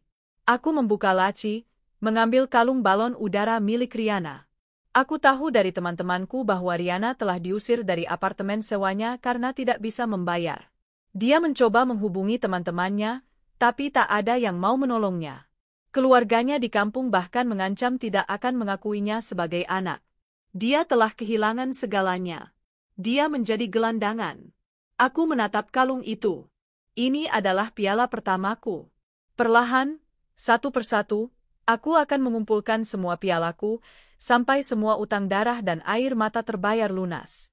Ruang pengadilan adalah sebuah panggung sandiwara yang aneh. Udaranya kental dengan aroma formalitas, campuran bau kertas-kertas tua, kayu yang dipernis, dan ketegangan yang tak terucap. Hari ini adalah sidang pertama kasus Baskara Pratama. Sidang yang terbuka untuk umum, dan berkat viralnya kisah pelakor kematian, beberapa wartawan dari media online tampak hadir, duduk di barisan belakang dengan buku catatan dan kamera ponsel yang siap siaga. Aku duduk di barisan paling depan, di samping Bu Ratih. Aku memilih pakaianku dengan saksama pagi ini. Bukan gaun hitam duka, melainkan sebuah blazer berwarna biru dongker, yang dipotong dengan presisi, dipadu dengan kemeja putih bersih dan celana panjang senada. Rambutku kusanggul rapi, dan riasanku minimalis namun tegas. Aku bukan lagi janda yang berduka di mata publik. Aku adalah korban yang menuntut keadilan, seorang penuntut yang dingin dan tak terpatahkan. Pintu di sisi ruangan terbuka, dan beberapa terdakwa digiring masuk dengan mengenakan rompi tahanan berwarna oranye mencolok. Salah satunya adalah Baskara. Jika aku tidak tahu itu dia, aku mungkin tidak akan mengenalinya. Pria yang dulu begitu gagah dan percaya diri, yang tertawa di Cappadocia, kini telah lenyap. Yang ada hanyalah sosok pria kurus dengan rambut acak-acakan, wajah tirus yang ditumbuhi jambang tipis, dan tatapan mata yang kosong. Dia tampak 10 tahun lebih tua. Lingkaran hitam pekat di bawah matanya menceritakan malam-malam tanpa tidur di dalam sel. Saat matanya yang kuyu itu menemukan mataku, ada sebersit permohonan di sana. Permohonan pengampunan, belas kasihan, atau mungkin sekadar pengakuan. Aku balas menatapnya, namun mataku tak menunjukkan apa-apa. Aku adalah dinding baja, cermin kosong yang hanya memantulkan kehancurannya sendiri. Dia segera menundukkan kepalanya, tak sanggup menahan tatapanku. Sidang dimulai. Jaksa penuntut umum membacakan dakwaannya dengan suara lantang dan jelas. Penggelapan dana dalam jabatan keluarga, pencurian dengan pemberatan, pemalsuan dokumen. Setiap pasal yang dibacakan adalah paku yang ditancapkan ke peti mati kebebasannya. Pengacara yang disewa oleh orang tuanya hanya bisa mengajukan pembelaan yang lemah, mencoba membangun narasi, kehilafan, dan masalah rumah tangga. Lalu, tibalah giliranku untuk bersaksi. Aku berjalan ke mimbar saksi dengan langkah yang mantap. Semua mata tertuju padaku. Aku bersumpah di bawah kitab suci dengan suara yang tidak bergetar. Saksi Anindita Kirana, tanya jaksa, bisakah Anda ceritakan kronologi bagaimana Anda menyadari bahwa dana dari rekening warisan Anda telah hilang? Aku mulai bicara.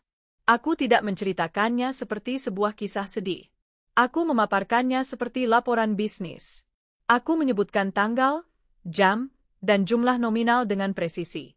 Aku menjelaskan bagaimana Baskara membujukku untuk membuat rekening bersama.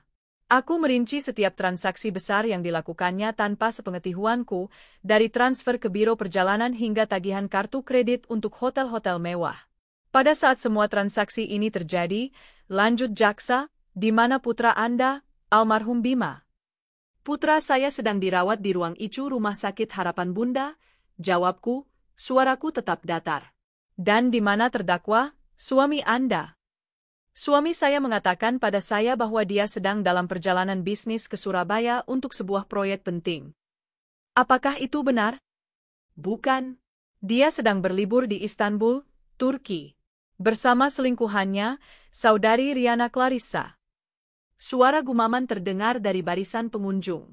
Kilatan kamera ponsel wartawan mulai menyala. Hakim harus mengetukkan palunya beberapa kali untuk menenangkan ruangan.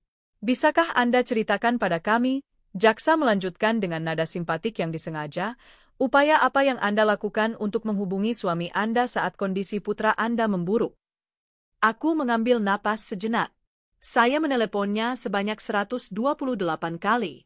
Saya mengiriminya 34 pesan singkat dan 12 pesan suara. Tidak ada satupun yang dibalas. Di kursinya, aku bisa melihat bahu Baskara berguncang hebat. Dia menangis dalam diam. Air mata penyesalan yang sudah terlambat. Kesaksianku berlangsung selama hampir 1 jam. Aku menjawab setiap pertanyaan dengan fakta yang dingin dan bukti yang tak terbantahkan. Tidak ada air mata. Tidak ada histeria. Hanya kebenaran yang telanjang dan brutal. Justru ketenangankulah yang menjadi senjata paling mematikan.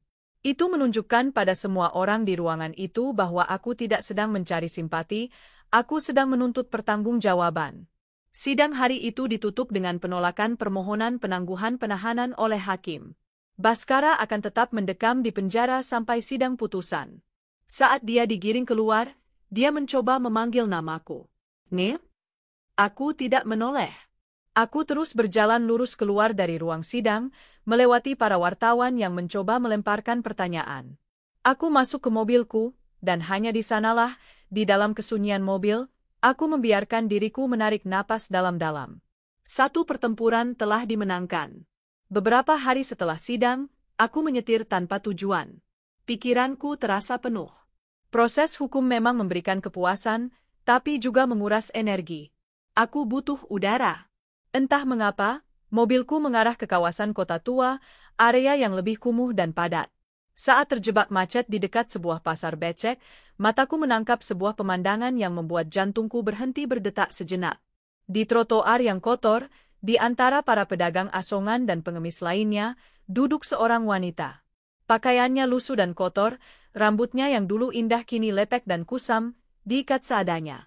Wajahnya tirus dan kotor, kulitnya menghitam terbakar matahari.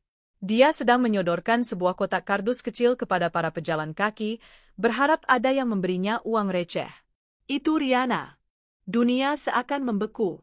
Inilah hasil dari rencanaku. Wanita yang dulu bergelayut manja di lengan suamiku di butik-butik mewah Istanbul, kini duduk di antara sampah dan debu jalanan Jakarta. Julukan, gembel, yang dulu hanya ada di benakku, kini menjadi kenyataan yang menyedihkan di depan mataku. Dia belum melihatku. Aku memarkir mobilku agak jauh dan memperhatikannya. Setiap penolakan yang diterimanya, setiap tatapan jijik dari orang yang lewat, adalah sebuah pemandangan yang seharusnya memuaskanku. Tapi yang kurasakan lagi-lagi bukanlah kemenangan. Hanya sebuah kehampaan yang aneh. Seolah aku sedang menonton film tentang orang asing. Aku keluar dari mobil, berjalan ke arahnya. Saat aku semakin dekat, dia mengangkat wajahnya. Matanya yang dulu berbinar genit kini redup dan penuh kebencian saat dia mengenaliku. Dia berdiri dengan susah payah. "Kamu?" desisnya, suaranya serak dan pahit. "Kamu puas sekarang? Melihatku seperti ini? Kamu sudah menghancurkan hidupku." Aku berdiri di hadapannya, menatapnya tanpa ekspresi. "Aku tidak menghancurkan hidupmu, Riana. Kamu yang menghancurkannya sendiri saat kamu memutuskan untuk tidur dengan suami orang dan berpesta dengan uang yang seharusnya untuk pengobatan anaknya." "Aku tidak tahu anaknya sakit," bekiknya, menarik perhatian beberapa orang di sekitar. "Itu tidak membuatmu menjadi orang suci," balasku dingin. "Kamu tetap seorang pencuri dan perusak rumah tangga." Rasa iba yang sempat terlintas di benakku lenyap seketika. Aku melihat wajahnya dan yang kulihat hanyalah wajah yang tertawa di Cappadocia saat putraku terbaring sekarat. Aku merogoh sakuku dan mengeluarkan kalung dengan liontin balon udara itu. Aku membiarkannya tergantung di antara jari-jariku, berkilauan di bawah sinar matahari sore. Mata Riana terpaku pada kalung itu, simbol dari surga singkatnya. Wajahnya menunjukkan kerinduan dan rasa sakit. "Mencari ini?" tanyaku pelan. Tanpa menunggu jawabannya, aku berjalan ke tong sampah terdekat yang penuh dan berbau busuk. Di depan matanya, aku menjatuhkan kalung itu ke dalam tumpukan sampah. "Tempatnya memang di sini," kataku tanpa menoleh lagi padanya. "Bersama sampah-sampah lainnya." Aku berjalan kembali ke mobilku, mengabaikan pekikan amarah dan makian yang dilontarkannya di belakangku. Aku tidak merasa lebih baik. Tapi aku merasa impas. Satu lagi utang telah ditagih. Malam itu, di rumah, aku tidak bisa tidur. Bayangan Riana di trotoar dan Baskara di ruang sidang terus berkelebat. Pembalasanku berjalan sesuai rencana. Tapi mengapa hatiku masih terasa begitu kosong? Aku masuk ke kamar Bima, duduk di tepi ranjangnya, dan memeluk dinosaurus mainan kesayangannya. "Sudah hampir selesai, Nak," bisikku pada keheningan. "Mereka sudah membayar." Tapi kenapa tidak membuat Bunda merasa lebih baik? Mungkin karena pembalasan dendam tidak pernah tentang merasa lebih baik. Ini tentang memastikan mereka yang bersalah merasakan penderitaan yang setimpal. Ini tentang keadilan. Dan keadilanku belum selesai. Saat sedang merapikan beberapa dokumen lama Baskara untuk diserahkan pada Bu Ratih, sebuah map tebal menarik perhatianku. Isinya bukan tentang urusan pribadi, melainkan laporan-laporan keuangan dan proposal proyek dari kantornya. Aku tidak terlalu mengerti isinya, tapi ada beberapa halaman yang ditandai dengan stabilo kuning. Angka-angka yang digelembungkan, tanda terima palsu, dan catatan-catatan kecil tentang komisi dan dana taktis. Jantungku mulai berdebar. Bajingan ini, dia tidak hanya mencuri dariku. Dia sepertinya juga mencuri dari perusahaannya. Sebuah ide baru yang gelap dan cemerlang terbentuk di benakku. Memenjarakannya atas kejahatan terhadapku adalah satu hal. Tapi bagaimana jika aku bisa memastikan dia tidak akan pernah punya nama baik lagi di dunia profesional? Bagaimana jika aku bisa menghancurkan satu-satunya hal yang mungkin masih tersisa untuknya setelah keluar dari penjara, karirnya? Aku mengambil ponselku. Aku mencari nama CEO perusahaan tempat Baskara dulu bekerja. Aku punya senjata baru. Dan aku tahu persis bagaimana cara menembakkannya. Selamat sore, Bapak Wijoyo, sapaku dengan suara yang tenang dan sopan saat telepon tersambung. Nama saya Anindita, istri dari Baskara Pratama. Maaf mengganggu waktu Anda. Ada beberapa dokumen peninggalan suami saya yang saya rasa perlu Anda lihat. Ini menyangkut integritas perusahaan Anda. Perang ini akan memasuki babak baru. Bapak Wijoyo adalah CEO dari sebuah perusahaan konstruksi raksasa, seorang pria berusia akhir 50-an dengan aura kekuasaan yang terasa bahkan hanya melalui suara di telepon. Awalnya dia terdengar skeptis, mungkin mengira ini hanyalah telepon dari seorang istri yang marah dan ingin mempermalukan suaminya. Tapi nada bicaraku yang tenang dan profesional, serta pemilihan kataku, integritas perusahaan, dokumen keuangan, potensi kerugian, membuatnya setuju untuk bertemu. Kami bertemu 2 hari kemudian di sebuah kafe hotel yang sepi dan elegan. Tempat yang netral. Aku datang dengan persiapan penuh. Map tebal berisi dokumen-dokumen yang kutemukan kini tersusun rapi, dengan catatan-catatan kecil yang kutempelkan di halaman-halaman kunci. Aku telah menghabiskan 2 malam tanpa tidur, dibantu oleh Danu yang memiliki latar belakang di bidang audit, untuk memahami alur kecurangan Baskara. Skemanya ternyata cukup rumit, penggelembungan dana pada proyek-proyek kecil. Pembuatan vendor-vendor fiktif untuk menagih biaya servis yang tidak pernah ada, hingga pengalihan dana taktis untuk kepentingan pribadinya. Dia tidak hanya mencuri dariku, dia telah menggerogoti perusahaan yang memberinya makan selama bertahun-tahun. Terima kasih sudah meluangkan waktu, Bapak, sapaku sambil menjabat tangannya. Saya harap ini penting, Bu Anindita. Saya tidak punya banyak waktu, jawabnya, masih menjaga jarak. Aku tidak membuang waktu. Aku membuka map itu di atas meja. Saya yakin Bapak familiar dengan proyek pembangunan jembatan Ampera di Sidoarjo tahun lalu. Dia mengangguk. Itu salah satu proyek yang ditangani Baskara. Proyek yang cukup sukses. Di permukaan, mungkin, Pak, kataku sambil menyodorkan beberapa lembar kertas. Ini adalah laporan anggaran yang diajukan oleh suami saya, dan ini adalah salinan tagihan dari 3 vendor penyedia material. Menurut teman saya yang seorang auditor, harga material yang ditagihkan 30% lebih mahal dari harga pasar saat itu. Dan setelah saya periksa, 2 dari 3 vendor ini alamatnya fiktif. Rekening bank mereka terhubung ke sebuah rekening atas nama yang tidak saya kenal, namun didaftarkan dengan nomor telepon yang sama dengan nomor kedua suami saya. Mata Pak Wijoyo yang tadinya santai kini menajam. Dia mengambil kertas-kertas itu, memeriksanya dengan teliti. Keheningan menyelimuti meja kami saat dia membolak-balik halaman, membaca catatanku, dan mencocokkan angka-angka. Ekspresi wajahnya perlahan berubah dari skeptis menjadi terkejut, lalu menjadi amarah yang tertahan. Aku melanjutkan, menunjukkan bukti-bukti lain satu persatu. Laporan biaya perjalanan dinas yang digelembungkan, tagihan palsu untuk sewa alat berat, hingga aliran dana, komisi, dari kontraktor yang masuk ke rekening pribadinya, bukan ke rekening perusahaan. Aku telah menyusunnya menjadi sebuah narasi kejahatan korporat yang tak terbantahkan. Saya menemukan semua ini saat membereskan barang-barangnya, jelasku dengan nada netral. Awalnya saya tidak berniat ikut campur. Tapi sebagai sesama pemilik bisnis, saya rasa saya punya kewajiban moral untuk memberitahu Anda. Integritas perusahaan Anda ada di tangan Anda, Pak. Dengan sengaja aku menggunakan kata, kewajiban moral, dan integritas, menempatkan bola panas di tangannya. Ini bukan lagi sekadar masalah pribadi antara aku dan Baskara. Ini adalah masalah penipuan besar yang bisa menjadi skandal bagi perusahaannya. Setelah hampir 1 jam memeriksa semua bukti, Pak Wijoyo akhirnya bersandar di kursinya. Dia menatapku dengan pandangan yang sama sekali berbeda. Ada rasa hormat, tapi juga kengerian. Dia mungkin tidak menyangka wanita yang duduk di hadapannya, yang tampak begitu tenang, bisa melakukan investigasi sedetail ini. Saya tidak tahu harus berkata apa, Bu, ujarnya dengan suara berat.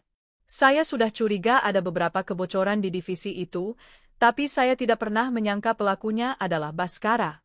Dia salah satu manajer paling saya percaya. Kepercayaan adalah kemewahan yang mahal, Pak, jawabku. Apa yang Anda inginkan dari saya? Tanyanya langsung. Saya tidak menginginkan apa-apa, balasku. Saya hanya menyampaikan fakta. Apa yang akan Bapak lakukan dengan fakta ini, sepenuhnya terserah Anda.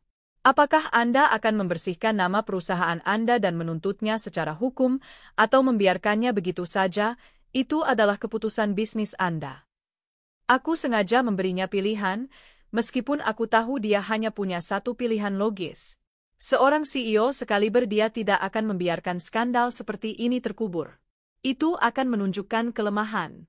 Pertemuan itu berakhir. Aku meninggalkannya dengan map berisi salinan semua dokumen tersebut. Saat aku berjalan keluar dari hotel, aku tahu aku baru saja menyalakan api baru di bawah kaki Baskara. Api yang akan membakar habis jembatan menuju masa lalunya, menuju karir dan reputasi yang pernah ia bangun. Penjara akan menghukum tubuhnya, tapi tuntutan dari perusahaannya sendiri akan menghancurkan namanya selamanya. Beberapa minggu kemudian, tibalah hari sidang putusan. Ruang sidang terasa lebih sesak dari sebelumnya. Berita tentang kejahatan Baskara, baik di ranah pribadi maupun profesional, telah menyebar luas. Perusahaannya secara resmi telah melaporkannya atas tuduhan penipuan dan penggelapan, menambahkan lapisan baru pada kasusnya. Baskara masuk ke ruangan dengan bahu yang terkulai. Dia tidak lagi berani menatapku. Dia hanya menatap kosong ke arah meja hakim. Orang tuanya duduk di barisan belakang, tampak seperti dua orang lansia yang rapuh dan kalah. Hakim membacakan pertimbangannya, menyebut semua bukti yang memberatkan, kesaksianku yang konsisten, dan kurangnya penyesalan yang tulus dari terdakwa pada awalnya. Palu diketuk 3 kali. Suaranya bergema seperti lonceng kematian.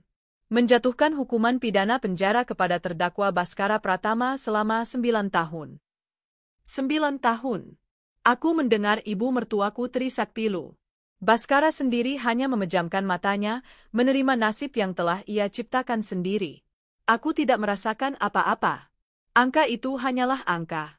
Tidak ada jumlah tahun yang bisa mengembalikan Bima. Setelah sidang, Bu Ratih menjabat tanganku. Selamat, Bu. Keadilan telah ditegakkan. Terima kasih atas bantuan Anda, jawabku. Saat aku berjalan keluar, ayah Baskara mencegatku. Wajahnya penuh dengan permohonan. Nita, tolong, cabut tuntutan dari perusahaannya. 9 tahun sudah cukup berat. Jangan hancurkan masa depannya setelah dia keluar. Aku menatap pria tua itu. Baskara yang menghancurkan masa depannya sendiri, Pak.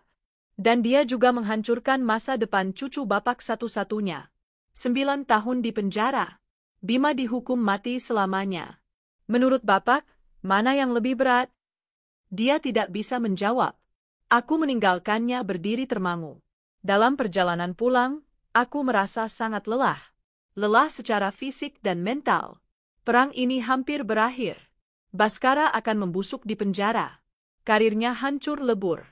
Riana menjadi gelandangan, namanya tercoreng selamanya. Aku telah menang di semua lini. Tapi mengapa kemenangan ini terasa begitu sunyi? Malam itu, aku melakukan sesuatu yang sudah lama tidak kulakukan. Aku membuka kotak berisi barang-barang Bima. Aku mengeluarkan album fotonya. Di sana, ada foto terakhir kami bertiga, diambil beberapa minggu sebelum semuanya hancur. Bima di tengah, merangkul leherku dan leher Baskara, tersenyum dengan gigi ompongnya yang lucu. Kami tampak seperti keluarga yang sempurna. Sebuah kebohongan yang indah. Air mata yang kukira sudah kering, ternyata masih tersisa. Aku menangis, bukan karena marah, tapi karena kehilangan. Aku kehilangan putraku. Aku kehilangan suamiku, atau setidaknya ilusi tentang suamiku. Aku kehilangan keluargaku. Pembalasan dendam telah mengambil segalanya dari mereka, tapi itu tidak mengembalikan apapun padaku. Aku memeluk album foto itu erat-erat. Aku telah menghancurkan dunia mereka, Tapi aku masih terjebak di reruntuhan duniaku sendiri. Tiba-tiba, sebuah pikiran terlintas di benakku. Sebuah pikiran yang membuat darahku berdesir. Bhaskara dipenjara selama 9 tahun. Riana hidup di jalanan. Mereka menderita. Tapi penderitaan mereka masih memiliki harapan. Suatu hari Bhaskara akan bebas. Suatu hari Riana mungkin bisa memulai hidup baru di kota lain. Penderitaan mereka ada akhirnya. Sedangkan penderitaanku abadi, sama seperti kematian Bima. Apakah ini adil? Tidak. Ini belum cukup. Pembalasan dendamku belum selesai. Harus ada satu babak terakhir.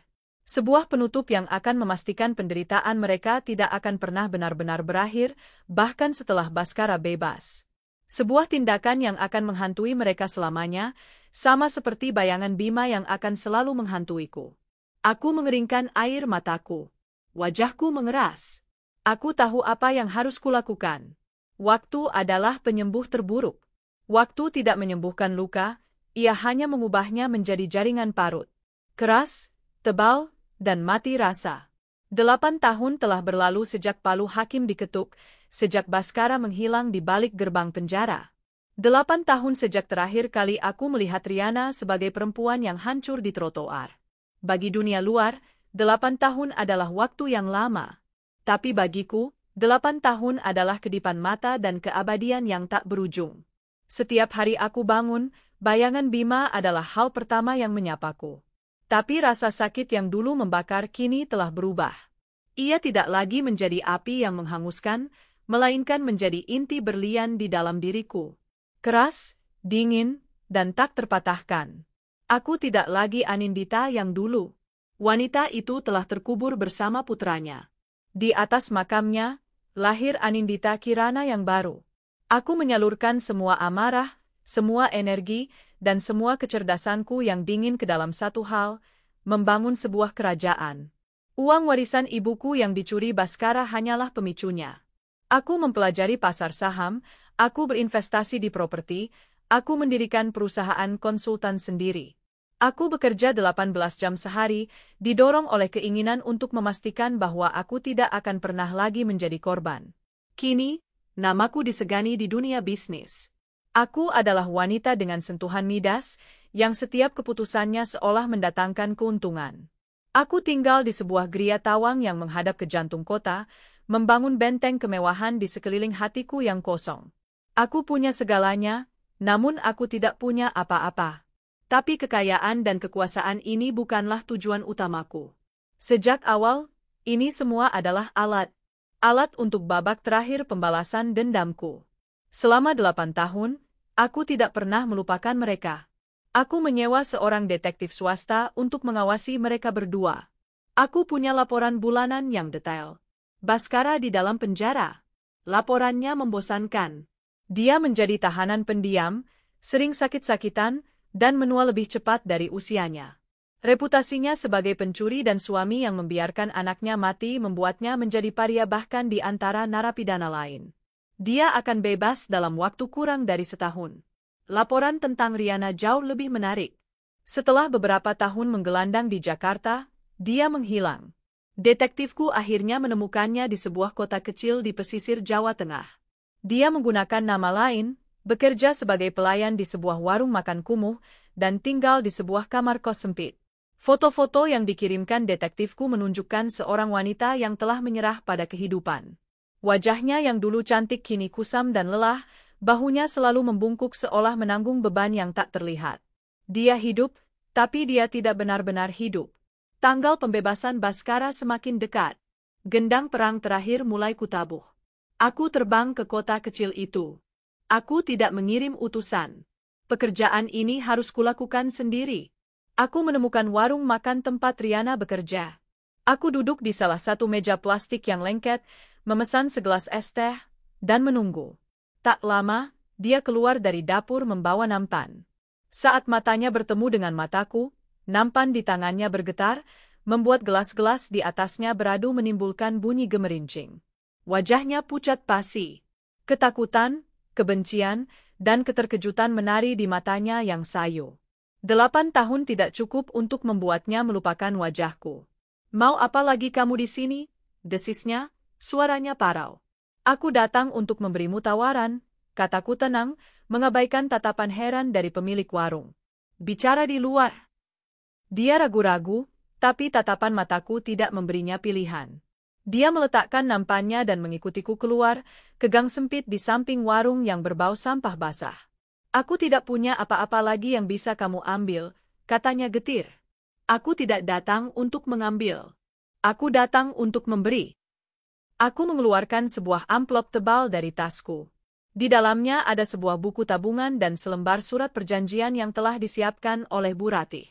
Di dalam buku tabungan ini, jelasku, ada uang sebesar 2 miliar rupiah. Mata Riana membelalak tak percaya, diikuti oleh tatapan curiga. Apa maumu? Aku mau kamu menghilang. Benar-benar menghilang. Aku menyodorkan surat perjanjian itu padanya. Tanda tangani ini. Isinya sederhana. Pertama, kamu menerima uang ini sebagai hadiah dariku, Anindita Kirana. Kedua, kamu bersumpah untuk tidak pernah, dalam kondisi apapun, mencoba menghubungi atau bertemu dengan Baskara Pratama seumur hidupmu.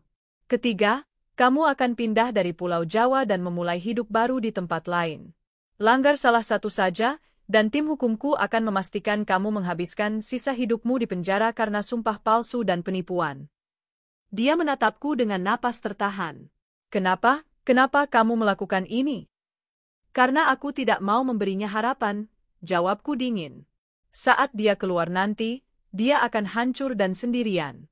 Satu-satunya hal yang mungkin bisa membuatnya bertahan adalah ilusi bahwa suatu hari nanti dia bisa menemukanmu, cinta sejatinya.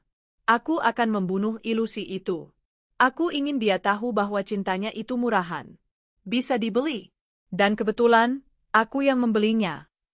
Logika kejamku menghantamnya. Dia akhirnya mengerti. Ini bukan kebaikan. Ini adalah tingkat kekejaman tertinggi. Aku tidak hanya memberinya uang, aku memberinya sangkar emas. Seumur hidupnya, setiap kali dia membeli baju bagus, makan enak, atau tidur di kasur yang nyaman, dia akan tahu bahwa semua itu dibeli dengan uang dari wanita yang paling dibencinya.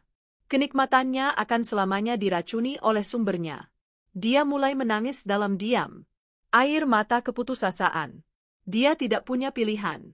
Hidupnya selama 8 tahun terakhir adalah neraka. Dan aku datang menawarkan kunci keluar dari neraka itu, dengan harga jiwanya. Dia mengambil pulpen dariku dengan tangan gemetar dan menandatangani surat itu di atas dinding yang kotor. Aku memberikannya buku tabungan dan amplop berisi uang tunai untuk pegangan awal. Selamat menikmati hidup barumu, Riana, kataku sebelum berbalik pergi. Ingat, aku akan selalu mengawasimu. Satu bidak catur telah kusingkirkan dari papan permainan secara permanen. 10 bulan kemudian, hari itu tiba. Hari pembebasan Baskara Pratama. Aku tidak menunggunya di gerbang penjara. Itu terlalu klise. Aku membiarkannya merasakan kebebasan selama 3 hari. Aku ingin dia merasakan betapa asing dan dinginnya dunia di luar sana. Aku ingin dia mencoba menghubungi teman-teman lamanya dan merasakan penolakan mereka. Aku ingin dia menyadari bahwa dia benar-benar sebatang kara. Pada hari keempat, seorang kurir dari kantor hukumku mengantarkan surat undangan pertemuan untuknya. Pertemuan di kantorku, di puncak menara kerajaanku. Dia datang tepat waktu. Pria berusia 40-an akhir yang tampak seperti 60-an. Pakaian yang dipinjamkan oleh orang tuanya terlihat kebesaran di tubuhnya yang kurus. Dia masuk ke dalam kantorku yang luas, menatap pemandangan kota dari jendela kaca raksasa dengan tatapan nanar. Duduk, kataku tanpa menatapnya, mataku masih fokus pada layar laptopku. Dia duduk di kursi di hadapanku, kursi yang biasa diduduki oleh para direktur dan investor. Keheningan terasa berat. Aku? Dia mulai dengan suara serak, aku ingin minta maaf, Nita. Aku tahu tidak ada kata yang bisa. Aku tidak tertarik dengan permintaan maafmu, potongku, akhirnya menutup laptop dan menatapnya. Permintaan maaf tidak akan menghidupkan kembali Bima. Aku memanggilmu ke sini untuk membahas masa depanmu. Atau lebih tepatnya, ketiadaan masa depanmu. Aku menjelaskan padanya dengan tenang dan metodis. Bahwa namanya telah masuk daftar hitam di seluruh industri konstruksi dan industri terkait lainnya di Indonesia. Bahwa skandalnya telah didigitalisasi dan akan muncul selamanya setiap kali ada yang mencari namanya di internet. Bahwa dia tidak akan pernah bisa mendapatkan pekerjaan yang layak lagi seumur hidupnya. Kamu tidak punya uang, tidak punya pekerjaan, tidak punya reputasi, kataku, mengutarakan setiap kalimat seperti vonis. Kamu adalah hantu. Wajahnya yang sudah pucat semakin pudar. Harapan terakhir yang mungkin masih tersisa di matanya perlahan-lahan padam. Tapi, lanjutku, aku adalah wanita yang murah hati. Aku mendorong sebuah dokumen ke seberang meja. Aku telah mendirikan sebuah yayasan atas nama Bima. Yayasan itu akan memberimu tunjangan hidup bulanan. Cukup untuk menyewa kamar kos kecil dan untuk makan sehari-hari. Tidak lebih.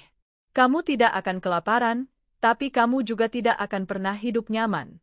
Kamu akan hidup dari belas kasihan putra yang telah kamu telantarkan. Dia menatap dokumen itu dengan tatapan kosong. Tentu saja ada syaratnya, tambahku. Kamu tidak boleh mencoba mengklaim aset apapun dariku. Kamu tidak boleh muncul di hadapanku lagi kecuali dipanggil. Dan yang terpenting, kamu tidak boleh mencoba mencari Riana. Bisiknya, namanya terdengar seperti doa. Oh, tentang dia, kataku sambil tersenyum tipis. Aku mengeluarkan salinan surat perjanjian yang ditandatangani Riana dan menunjukkannya padanya. Seperti yang kubilang, cinta sejatimu itu ternyata punya harga. Dan aku sudah membayarnya lunas. Dia mengambil uangku dan memilih untuk melupakanmu selamanya. Kamu sendirian, Baskara. Benar-benar sendirian. Itulah pukulan terakhir. Pukulan yang menghancurkan sisa-sisa jiwa di dalam dirinya. Dia menunduk, bahunya berguncang, dan untuk pertama kalinya setelah bertahun-tahun, aku melihatnya menangis seperti anak kecil yang kehilangan segalanya. Dia menandatangani surat itu. Tidak ada lagi perlawanan yang tersisa. Aku telah menang. Aku telah menjebak mereka berdua dalam penjara seumur hidup yang tak terlihat. Penjara yang dibangun dari uangku. Setiap nasi yang mereka makan, setiap atap yang melindungi mereka dari hujan, adalah pengingat abadi akan kekuasaanku, akan pengkhianatan mereka, akan Bima. Pembalasanku sempurna. Setelah dia pergi, digiring keluar oleh asistenku, aku berdiri di depan jendela, menatap kota yang terbentang di bawah. Perang telah berakhir. Semua musuh telah ditaklukkan. Aku tidak merasakan kebahagiaan. Aku tidak merasakan kelegaan. Aku merasakan sunyi. Kesunyian yang begitu dalam, begitu luas. Selama bertahun-tahun, pembalasan dendam adalah bahan bakarku, alasanku untuk bangun di pagi hari. Sekarang setelah semuanya selesai, apa yang tersisa? Aku meninggalkan kantor lebih awal hari itu. Aku menyetir ke satu-satunya tempat yang memberiku ketenangan, makam Bima. Makam itu kini terawat dengan indah, dengan batu nisan marmer dan rumput hijau yang selalu rapi. Aku duduk di sampingnya, menyentuh ukiran namanya yang dingin. Sudah selesai, sayang, bisikku pada angin. Bunda sudah tepati janji Bunda. Mereka tidak akan pernah bisa menyakiti siapapun lagi. Mereka akan hidup dalam penyesalan selamanya. Aku duduk di sana selama berjam-jam, hingga matahari terbenam dan langit berubah warna menjadi oranye keunguan. Untuk pertama kalinya setelah sekian lama, aku tidak memikirkan tentang pembalasan dendam. Aku hanya memikirkan Bima. Aku mengingat tawanya, kehangatan pelukannya, pertanyaan-pertanyaannya yang tak ada habisnya.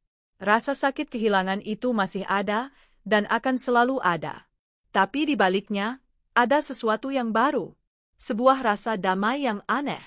Bukan kedamaian dari kebahagiaan, tapi kedamaian dari sebuah tugas yang telah tuntas. Perangku telah berakhir. Aku telah menghancurkan mereka, dan dalam prosesnya, aku telah menghancurkan diriku yang lama. Tapi dari abu itu, aku telah membangun kembali diriku menjadi sesuatu yang baru. Sesuatu yang lebih kuat. Aku berdiri, membersihkan debu dari pakaianku. Aku menatap cakrawala untuk terakhir kalinya. Aku tidak tahu apa yang akan terjadi di masa depan. Aku tidak tahu apakah aku bisa benar-benar bahagia lagi. Tapi aku tahu aku akan terus hidup.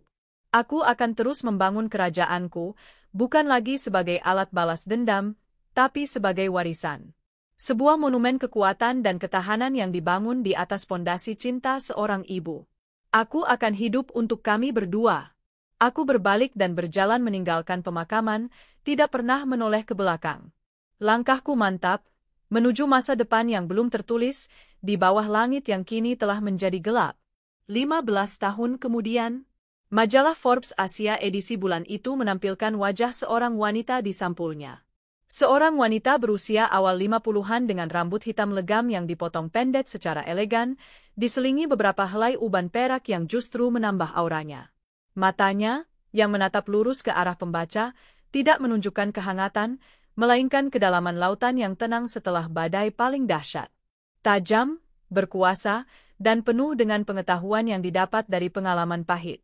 Judul di bawah fotonya tertulis dalam huruf kapital yang tegas, Anindita Kirana, membangun kerajaan di atas puing-puing dan mengubah duka menjadi kekuatan. Di dalam, artikel setebal 10 halaman itu menjabarkan perjalanannya yang fenomenal. Dari seorang wanita yang tidak dikenal menjadi seorang titan di dunia investasi dan filantropi. Kirana Holdings kini menjadi salah satu perusahaan investasi paling disegani di Asia Tenggara. Portofolionya merentang dari properti mewah, perusahaan rintisan teknologi, hingga energi terbarukan. Namanya identik dengan keputusan bisnis yang kejam namun brilian. Orang-orang di lingkarannya menjulukinya Sang Ratu Es, sebuah julukan yang diucap dengan campuran rasa takut dan hormat. Namun, artikel itu juga menyoroti sisi lainnya. Sisi yang lebih lembut, meski sama kuatnya. Yayasan Bima Kirana. Dimulai sebagai sebuah yayasan kecil, kini yayasan itu telah menjadi salah satu organisasi amal paling berpengaruh di negara ini.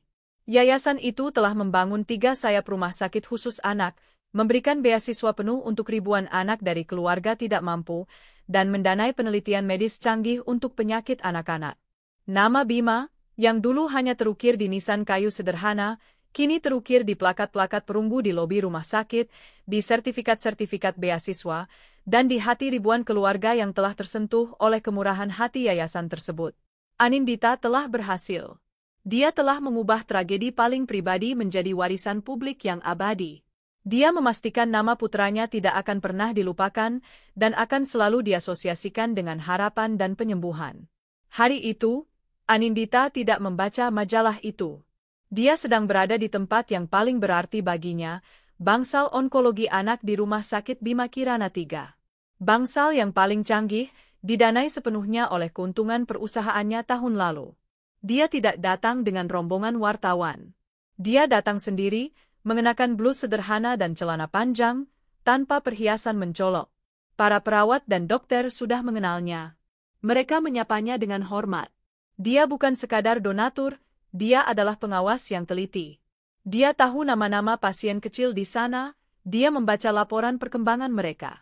Dia berhenti di samping ranjang seorang gadis kecil berusia sekitar 6 tahun yang sedang menggambar di buku gambarnya. Rambutnya hampir habis karena kemoterapi. Gambar apa itu, sayang? Tanya Anindita lembut. Gadis kecil itu menatapnya dengan mata besar yang cerah. Ini gambar istana, Tante. Nanti kalau aku sudah sembuh, aku mau tinggal di istana yang ada tamannya. Anindita tersenyum. Senyum tulus pertama yang terlihat di wajahnya hari itu. Itu gambar yang indah sekali. Tante yakin kamu pasti akan punya istanamu sendiri nanti. Dia duduk di sana selama hampir 1 jam, berbicara dengan anak-anak, menyemangati orang tua mereka. Di tempat ini, di antara bau disinfektan dan suara mesin medis yang lirih, Sang Ratu Es mencair. Di sini, dia bukan seorang CEO. Dia hanyalah seorang bunda. Bunda bagi semua anak-anak yang sedang berjuang, melanjutkan peran yang direnggut darinya secara brutal bertahun-tahun lalu. Ini adalah penebusannya. Bukan untuk meminta ampunan, tapi untuk menciptakan makna dari sesuatu yang tak bermakna.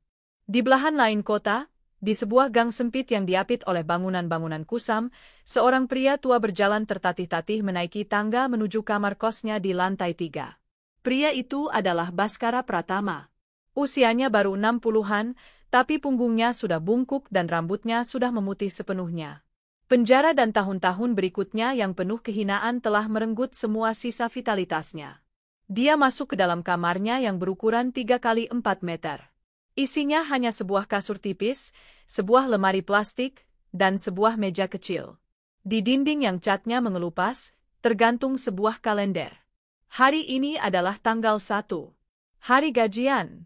Dia mengambil ponselnya yang sudah usang. Benar saja, sebuah notifikasi pesan masuk. Transfer berhasil sebesar Rp2.500.000 dari Yayasan Bima Kirana. Baskara menatap nama itu. Nama putranya. Setiap bulan, selama 15 tahun terakhir, nama putranya muncul di layar ponselnya untuk memberinya uang agar bisa terus hidup. Setiap suap nasi yang dia makan, setiap cangkir kopi yang dia minum, dibeli dengan uang duka.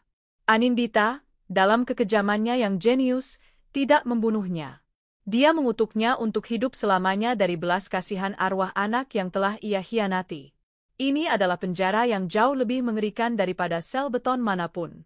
Di atas mejanya, ada sebuah foto. Foto Bima yang tersenyum ompong. Foto yang berhasil ia dapatkan dari arsip lama milik orang tuanya sebelum mereka meninggal. Terkadang, dia berbicara dengan foto itu. Meminta maaf. Menangis. Tapi foto itu hanya diam, tersenyum selamanya, menjadi hakim bisu atas sisa hidupnya yang menyedihkan. Dia tidak pernah mencoba mencari Riana. Dia tahu itu sia-sia. Lagi pula, apa yang bisa dia tawarkan? Dia adalah abu dari seorang pria, hidup dari sedekah mantan istrinya.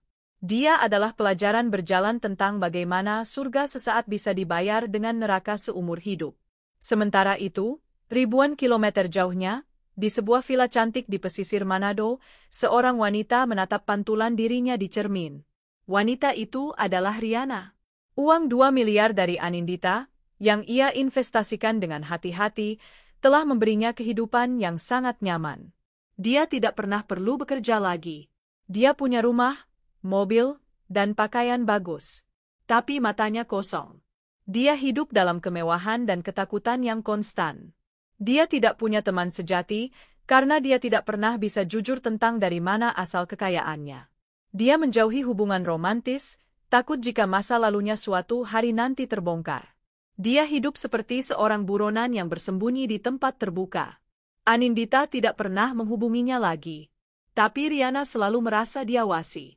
Setiap kali dia menikmati kemewahannya, saat berendam di kolam renangnya, saat makan di restoran mahal, sebuah suara di benaknya selalu berbisik, ini semua dari Anindita. Ini semua dibeli dengan harga nyawa seorang anak. Sangkar emasnya terasa semakin sempit dari hari ke hari. Dia punya segalanya yang bisa dibeli dengan uang, kecuali satu, kedamaian. Anindita tidak hanya membeli kesetiaannya, dia telah membeli jiwanya. Dan kini, Riana harus hidup selamanya dengan transaksi terkutuk itu. Pantai keabadian. Anindita Kirana memiliki sebuah rumah peristirahatan pribadi. Sebuah mahakarya arsitektur modern yang tersembunyi di sebuah teluk terpencil di Sumba. Hanya segelintir orang yang tahu keberadaan tempat ini. Ini adalah tempat perlindungannya, tempat di mana Sang Ratu Es melepaskan mahkotanya. Sore itu, dia duduk sendirian di beranda yang menghadap langsung ke Samudra Hindia. Matahari perlahan-lahan turun, melukis langit dengan warna-warna api yang spektakuler. Di tangannya, segelas teh hangat. Ponselnya bergetar. Sebuah pesan dari asistennya. Sebuah perusahaan besar di Eropa telah menerima tawaran pengambil alihan dari Kirana Holdings. Sebuah kemenangan besar lainnya. Anindita membaca pesan itu, meletakkan ponselnya, dan kembali menatap matahari terbenam. Kemenangan itu tidak lagi terasa seperti sebuah getaran adrenalin. Rasanya hanya seperti sebuah konfirmasi. Sebuah langkah logis berikutnya. Apakah dia bahagia? Kata itu terasa asing dan tidak relevan. Kebahagiaan adalah milik dunianya yang lama, dunia yang telah terkubur bersama Bima. Dunianya yang sekarang tidak diukur dengan kebahagiaan, melainkan dengan tujuan dan makna. Pembalasan dendamnya telah berhasil melampaui ekspektasinya yang paling liar. Baskara dan Riana tidak mati. Mereka hidup, dan setiap hari dalam hidup mereka adalah sebuah monumen kemenangannya. Dia telah mengikat nasib mereka pada dirinya selamanya. Utang mereka tidak akan pernah lunas. Tapi semua itu terasa sudah begitu lama berlalu. Gema dari sebuah perang yang telah usai. Kini, energinya terfokus pada hal lain. Membangun, menciptakan, memastikan nama Bima Kirana identik dengan kehidupan, bukan kematian. Di kejauhan, di tepi pantai, dia bisa melihat beberapa anak-anak dari desa nelayan setempat bermain kejar-kejaran, tawa mereka yang riang terbawa oleh angin laut. Dia memperhatikan mereka. Tidak ada kesedihan di matanya. Tidak ada senyum. Hanya sebuah tatapan yang dalam dan tenang. Sebuah pengakuan. Perang telah usai. Badai telah berlalu. Dia selamat. Dia berdiri tegak, lebih kuat dari sebelumnya. Dia telah melalui neraka dan kembali, tidak lagi sebagai korban, melainkan sebagai penguasa takdirnya sendiri. Dia mengangkat cangkir tehnya, seolah bersulang pada matahari yang tenggelam. Sebuah salut tanpa suara untuk perjalanan yang telah ia lalui, untuk cinta yang tak akan pernah mati, dan untuk kedamaian sunyi yang akhirnya ia temukan di ujung pembalasan. Laut tetap berdebur. Waktu terus berjalan. Dan Anindita Kirana, sang permaisuri di kerajaannya yang sunyi, terus mengawasi Cakrawala. Sendirian, tapi tidak pernah benar-benar sendiri.